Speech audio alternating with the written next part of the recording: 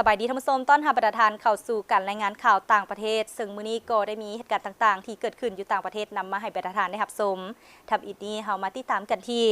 เกาหลีใต้พัฒนาการค้าทางทหารโดยใช้การเปลี่ยนแปลงทางด้านการเมืองการเกิดความขัดแย้งระหว่างรัสเซียยูเครนในปี 2022 ได้เปลี่ยนแปลงสภาพความปลอดภัยในทวีปยุโรปอย่างหลวงหลายในเวลาเดียวกันผู้ประกอบอาวุธประเภทนี้เช่น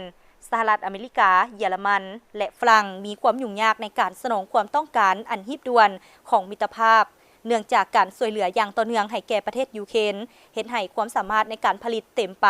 และวงจรการส่งออกที่ยาวนานในกรณีอาวุธที่ผลิตจากเกาหลีใต้ได้กลายเป็นทางเลือกทำอิฐของประเทศยุโรปอย่างไววาในการตอบสนองฉุกเฉินโดยอาศัยผลประโยชน์3อย่างคือการทรงราคาที่เกิดผลและการผลิตในท้องถิ่นและถูกผลิตตามมาตรฐานของนาโต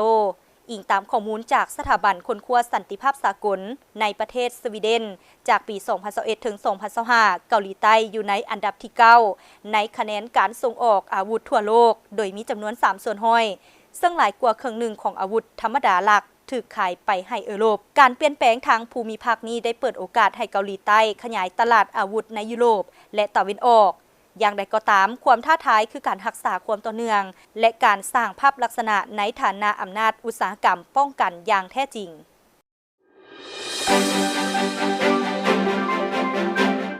กลุ่มประเทศผู้ส่งออกน้ำมันและพันธมิตรหรือ OPEC Plus มีมติเห็นดีเพิ่มกำลังการผลิตน้ำมันดิบ 206,000 ถังต่อวันในเดือนพฤษภาคมนี้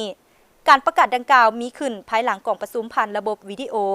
คอนเฟอเรนซ์ซึ่งประกอบด้วยประเทศสมาชิกหลักได้แก่อาหรับบีซาอุดิรัสเซียอิรักสหนครเอมิเรตส์อาหรับกูเวตกัซักสถาน